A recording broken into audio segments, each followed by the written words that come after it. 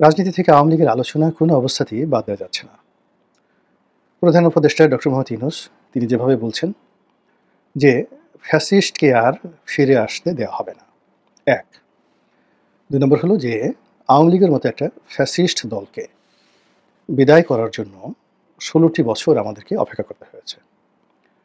তো আগামীতে যদি এরকম কোনো ফ্যাসিস্টের উদ্ভব হয়, সেক্ষেত্রে জাতিকে যেন ১৬ বছর অপেক্ষা করতে না হয়। এজন্য যেভাবে সংস্কার দরকার, পরিবর্তন দরকার, আইন দরকার, কানুন দরকার, যেভাবে স্টিম রোলার দরকার, কঠোর হওয়া দরকার, সবই তিনি করবেন। এগুলো তার মোদ্দা কথা। তার যারা সহযোগী রয়েছেন, তার পক্ষে যারা কথাবার্তা বলেন, তাদের মুখে দৈনিক যদি ১০০টি কথা হয় রাজনীতির কথা, সেখানে দেশ নিয়ে তেমন কোনো কথাবার্তা নেই, এনসিপি নিয়ে কোনো কথাবার্তা নেই, বিএনপি নিয়েও কোনো কথাবার্তা নেই। কেবলই মাত্র Awami League, Awami League, Awami League. Sheikh Hasina, Sheikh Hasina, Sheikh Hasina, fascist, fascist, fascist.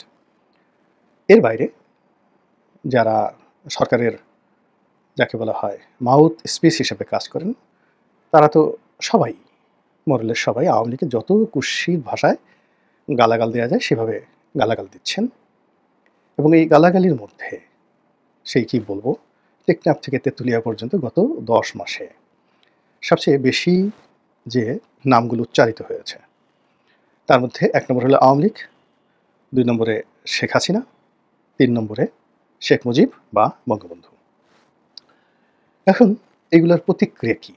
এগুলোর ফলাফল কী হতে পারে? সেগুলো নিয়ে আলোচনা করব। কিন্তু মার্কেটিংয়ের ভাষায় একটা কথা আছে, একটা স্লোগান আছে। সেটা হলো যে যেকোনো প্রচার এবং প্রোপাগান্ডা, সেটি নেতিবাচক হোক কিংবা ইতিবাচক হোক, আল্টিমেটলি বা শেষ পর্যন্ত যার বিরুদ্ধে বা যার পক্ষে প্রচারণা চালানো হয়, ওটা মূলত তার পক্ষে চলে যায়। যেমন ধরুন আমার বিরুদ্ধে কেউ বলল, রনি খারাপ, রনি খারাপ, রনি খারাপ। একটা সময় মানুষ আগ্রহ হবে যে দেখি লোকটাকে নিয়ে এত খারাপ কি বলছে, একটু খোঁজ খবর নেই। এখন আমি যদি সত্যিকার অর্থে খারাপ হয়ে যাই, তখন এই সমাজে কিন্তু ভালো মানুষের চেয়ে খারাপ মানুষের সংখ্যা বেশি। তারা দলে দলে আমার কাছে আসবে, এসে বলবে যে এইরকম নেতাই আমাদের দরকার, আপনার তাগত আছে, শক্তি আছে।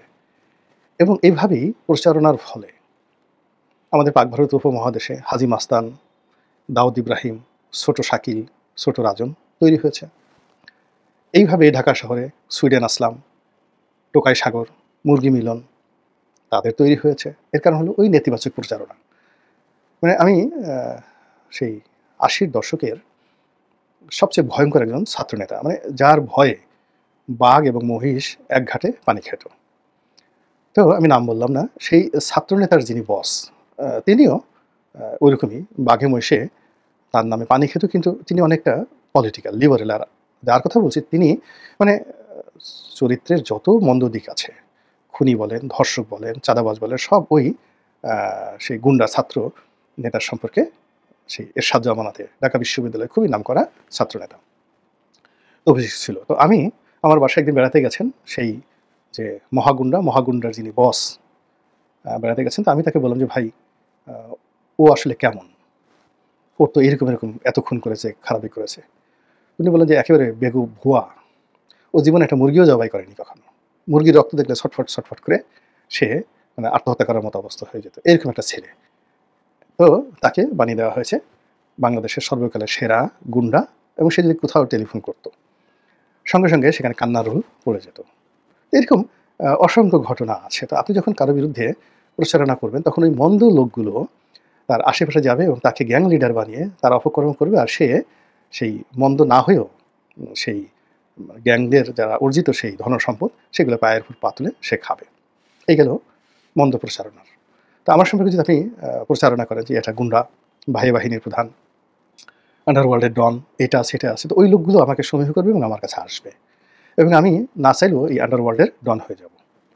আবার যদি আমার প্রশংসা করেন যে এই লোকটা ভালো, লেখাপড়া জানে, ইত্যাদি, ইত্যাদি, তাহলে ওই ভালো লোকগুলো আমার প্রতি আকর্ষিত হবে, তারা আসবে এবং আমি সেই ভালো লোকদের মধ্যে নেতা হয়ে যাব।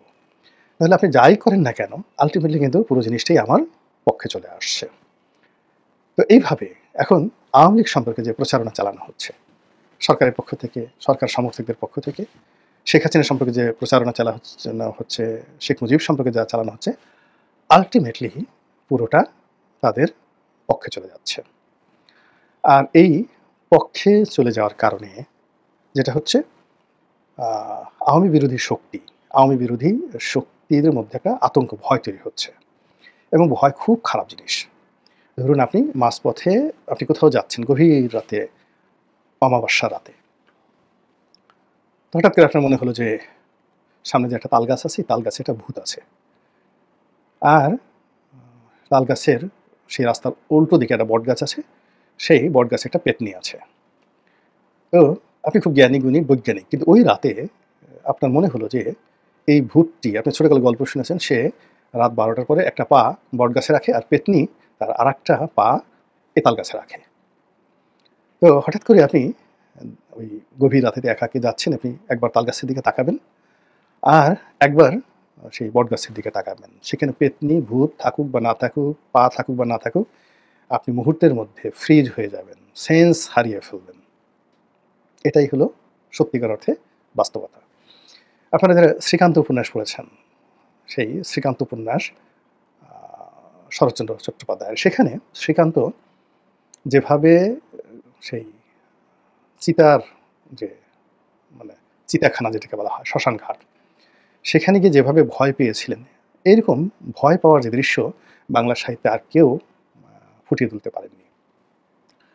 তো আওয়ামী লীগ সম্পর্কে এই যে যত প্রচারণা করা হচ্ছে, আলটিমেটলি আওয়ামী বিরোধী শক্তি যারা আছে তাদের মধ্যে ভয় তৈরি হয়ে যাচ্ছে। এখন যারা বলছেন, যারা প্রচার করছেন, তারা বুঝে হোক না বুঝে হোক, ইচ্ছায় হোক অনিচ্ছায় হোক, তারা কিন্তু নিজেরা ভয় পাওয়া শুরু করেছেন এবং তাদের এই ভয়টি অনেকের মধ্যে তারা এগুলো সঞ্চারিত করছেন। ফলে ধরেন লন্ডনে এক লোক আছেন, তিনি শেখ হাসিনাকে খুব গালাগালি করেন, বা আমেরিকাতে একজন গালাগালি করেন। তো তিনি গালাগালি করেন, কিন্তু তার কাছে মনে হয়, আরে আমার তো আত্মীয় স্বজন ঢাকা শহরে আছে, আমার আপনজন আছে, প্রিয়জন আছে, আওয়ামী সন্ত্রাসীরা যদি একদিন সেই এদের উপর আক্রমণ চালায় তাহলে কি হবে? এই কথা বলতে বলতে কেউ যদি গাড়ি চালায়, মুহূর্তের মধ্যে দেখা গেল গাড়িতে অ্যাক্সিডেন্ট করলো। কেউ যদি ডাক্তার ইঞ্জেকশন দেয়, দেখা গেল যে মানুষের ইঞ্জেকশনের পরিবর্তে পশুর ইঞ্জেকশন দিয়ে ওরা মানুষটিকে মেরে ফেললো। এই হলো ভয়। তো এই গেল একটা সাইড, আওয়ামী লীগ সম্পর্কে আতঙ্কের একটা সাইড। অন্যদিকে যেটা হচ্ছে যে আওয়ামী লীগের যেই লোকগুলো অবদমিত ছিল, আপনি যে কোনো একটা অপরাধ, সেটা জেনা হোক, ব্যভিচার হোক, চুরি হোক, ডাকাতি হোক, এটা যখন বারবার আপনি তাকে খোঁটা দিবেন যে তুই চোর, তুই চোর, তুই চোর, তুই ডাকাত, তুই ডাকাত, তুই ডাকাত, তারপরে শরীয়তে বিচার করবেন, বিরাট গ্রামে একটা যাকে বলা হয় বিচার বসালেন, চোরকে পিঠমোড়া করে গাছের সঙ্গে বেঁধে জুতো পিটা করলেন, তারপর শেষে জুতোর মালা গলায় দিয়ে তাকে সারা দেশ ঘোরালেন।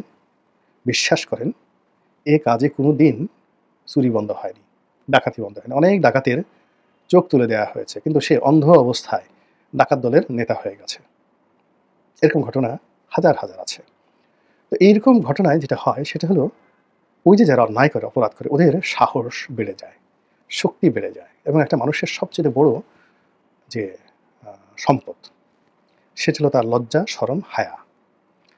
তো মানুষ যখন এরকমভাবে প্রকাশ্যে লাঞ্ছিত, অপমানিত হতে থাকে, তখন তার এই লজ্জা, শরম, হায়াটা চলে যায়, সে বেহায়া হয়ে পড়ে। এবং বেহায়াদের মতো এরকম ভয়ঙ্কর প্রাণী এই মহাবিশ্বে আর নেই। সাপ বলেন, শকুন বলেন, ঈগল বলেন, মানে প্রকৃতির যত হিংস্র প্রাণী আছে তাদের মধ্যে বেহায়া যদি হয়, সেটা পশু হোক, পাখি হোক বা মানুষ হোক, যার লজ্জার শরমটা চলে গেছে, তার মতো ভয়ঙ্কর প্রাণী আর হতে পারে না। এখন আওয়ামী লীগের যে সমস্ত লোকজন পালিয়ে গেছে, পালিয়ে আছেন, অন্যায় করেছেন, তারা এই গত 10 মাস ধরে অনেকে অনুতপ্ত ছিলেন, অনেকে চিন্তা করছেন তওবা করব, অনেকে বলছেন যে না, আমার যা কিছু হচ্ছে এটা আমারই প্রাপ্য। কিন্তু যখন এই বিষয়গুলো নিয়ে বারবার আওয়ামী লীগ বলতে বলতে এমন অবস্থা হয়ে গেছে, এখন দেখা যাচ্ছে যে আওয়ামী লীগের বিরোধী যে মুখগুলো, সেটা সোশ্যাল মিডিয়াতে, বিশেষ করে ফেসবুক, ইউটিউব, এখানে আওয়ামী বিরোধী গ্রহণযোগ্য মানে জনপ্রিয়তা আছে এরকম মুখের সংখ্যা হাইয়েস্ট 5 থেকে 6টি, নট মোর দ্যান দ্যাট। কিন্তু এই 5 থেকে 6টি মুখকে মোকাবেলা করার জন্য 500-600 মানে 100 টাইমস 5 থেকে 600 আওয়ামী মুখ নতুন করে চলে আসছে। যাদের অনেকের বিরুদ্ধে পালানোর অভিযোগ, অনেকের বিরুদ্ধে দুর্নীতির অভিযোগ, সব কিছু বাদ দিয়ে এখন তারা আওয়ামী ন্যারেটিভ তৈরি করছে। আওয়ামী লীগের পক্ষে কথা বলছে, ডক্টর মোহাম্মদ ইউনূসের বিপক্ষে কথা বলছে। আওয়ামী যারা বিরোধী লোক তাদেরকে হুমকি দিচ্ছে, ধামকি দিচ্ছে এবং যে সমস্ত লোকদের প্রচার প্রোপাগান্ডার কারণে আওয়ামী লীগের পতন হয়েছে, উল্টোভাবে এখন তাদেরকে তারা হুমকি ধামকি দিয়ে তাদের জীবনকে তছনছ করে দিচ্ছে। এবং এখন এই যে যদি আপনি ৩ মাসের সোশ্যাল মিডিয়ার আ ট্রেন্ডিং দেখেন এবং সেখানে Facebook, LinkedIn এবং Twitter, তার সঙ্গে আ YouTube, এখানে গিয়ে দেখেন যে আওয়ামী লীগের যারা পক্ষে কথা বলেছেন এবং আ ইউনূসের বিপক্ষে যারা বলেছেন, তাদের সম্মিলিত ভিউ কত? আর যারা আওয়ামী লীগের বিপক্ষে বলেছেন এবং ইউনূসের পক্ষে বলেছেন, তাদের ভিউ কত? দেখবেন যে 1:1000, যেটা আ এই ২০২৫ সনের ফেব্রুয়ারি মাসে কল্পনাই করা যেত না। অর্থাৎ ফেব্রুয়ারি মাসে এটি উল্টো ছিল জাস্ট। অর্থাৎ যত কথাবার্তা হতো আওয়ামী লীগের পক্ষে, তারা যদি ১,০০০ হতো, আর আওয়ামী লীগের পক্ষে যে কথাবার্তা সেটা একও হতো না। এখন এটা আপনি গিয়ে দেখেন, ট্রেন্ডিংটা দেখেন। যারা Facebook নিয়ে গবেষণা করেন, YouTube নিয়ে গবেষণা করেন এবং এটা এমন ভয়ংকর অবস্থায় পৌঁছে গেছে, স্বয়ং প্রধান উপদেষ্টা, তিনি জাতিসংঘ অথবা কোনো আন্তর্জাতিক সংস্থার কোনো ভদ্রমহিলা, খুবই উচ্চপদস্থ ভদ্রমহিলা, তার সঙ্গে দেখা করেছেন তার কার্যালয়ে এবং তিনি সেখানে এই যে অপতথ্য, অপপ্রচারণা, এটা বন্ধ করার জন্য তিনি সেই জাতিসংঘ বা ওই ওনার যে ভদ্রমহিলা যে প্রতিষ্ঠান, তার সহযোগিতা কামনা করেছেন। তো বুঝেন যে তার অবস্থা এখন কোন পর্যায়ে পৌঁছে গেছে। একইভাবে ডক্টর মোহাম্মদ ইউনূস, যেটা সবসময় তিনি একটা ওপেন মিডিয়াতে বিশ্বাসী এবং তিনি আজকের যে অবস্থায় এসেছেন, এটা মূলত মিডিয়ার কল্যাণে। তো সেই তিনি ফেসবুকের যারা মালিক পক্ষ, মেটা, ফেসবুকের মূল কোম্পানি মেটা। তো মেটার কিছু কর্তা ব্যক্তি, হর্তাকর্তা, তারা ডক্টর মোহাম্মদ ইউনূসের সঙ্গে দেখা করেছেন। তো তিনি সেখানেও আবেদন করেছেন, যে আবেদন শেখ হাসিনাও করেননি। শেখ হাসিনার মন্ত্রীপলক বা অন্যান্য যারা আছে, তারা মেটাকে ঘুষ দেওয়ার চেষ্টা করেছে, বিজ্ঞাপন দেওয়ার চেষ্টা করেছে, মেটাকে ম্যানেজ করার চেষ্টা করেছে। কিন্তু মেটার কাছে কখনো অসহায়ত্ব প্রকাশ করেনি। কিন্তু ডক্টর মোহাম্মদ ইউনূস মেটাকেও খুব অনুনয় বিনয় করে, আমি মুরুব্বি মানুষ, এরকম একটা জায়গাতে আসছি, যা কিছু হচ্ছে তোমরা আমাদেরকে সহযোগিতা করো। এবং আমেরিকান যে কোম্পানি, এগুলো তারা কিন্তু সাধারণত মজা নেয়। যখন আপনি মেটা বা YouTube, সেখানে কোনো একটা বিষয় আপনি ট্রেন্ডিং করতে পারেন, কোনো একটা মতাদর্শকে, যে মতাদর্শের ফলে মানুষের মনে ফেয়ার অ্যান্ড গ্রিড তৈরি হয়, লোভ এবং ভয়। সেই লোভ এবং ভয় থেকেই কিন্তু ওদের যত ব্যবসা। মানে এটা কিন্তু ইন্টারন্যাশনাল, মানে যাকে বলা হয় স্ট্র্যাটেজি। মানে যারা এই সোশ্যাল মাধ্যম চালান, সামাজিক মাধ্যম চালান, ওই মালিক পক্ষের প্রথম কাজ হলো যারা ভয় তৈরি করতে পারে, আতঙ্ক তৈরি করতে পারে এবং যারা মানুষকে লোভ দেখাতে পারে, তাদেরকে তাদের যে এআই সিস্টেম প্রমোট করে। এবং ওই যে ভয় থেকে তাদের মার্কেটিং শুরু হয়, লালসা থেকে তাদের মার্কেটিং শুরু হয়। এবং যে সমস্ত মানুষ ভীত সন্ত্রস্ত, গিয়ে দেখবেন ওই তাদের সামনে যে সকল প্রোডাক্টের বিজ্ঞাপন আসে, ওই ভয় দূর করার প্রোডাক্ট। যে সমস্ত মানুষ লোভী, তাদের সামনে গিয়ে দেখবেন যে বিভিন্ন সেই লোভ সংক্রান্ত, সেটা নুড ফিল্ম হোক কিংবা জুয়া হোক, এই ধরনের বিজ্ঞাপন তাদের সামনে আসতে থাকে এবং এটাই সামাজিক মাধ্যমের সবচেয়ে হাই ভ্যালু বিজ্ঞাপন পলিসি। যখন তারা কোনো দুর্বল একটা শ্রেণীকে পেয়ে যায়, তখন সেখানে তারা এই ধরনের যে বিজ্ঞাপনগুলো তারা কালেকশন করে, যেগুলো রেট অনেক, অনেক বেশি। তো এখন মেয়েটা বুঝে গেছে বাংলাদেশে যে এখন কারা শেখ হাসিনাকে ভয় পাচ্ছে, কারা আওয়ামী লীগকে ভয় পাচ্ছে। তো এই কারণে তারা এটাকে আরও ব্যবসায়িকভাবে প্রমোট করা শুরু করে দিয়েছে। যারা সামাজিক মাধ্যম নিয়ে গবেষণা করেন, যারা সামাজিক মাধ্যম নিয়ে ব্যবসা বাণিজ্য করেন, তারা অবশ্যই এই বিষয়টা আমার চেয়ে ভালো জানেন।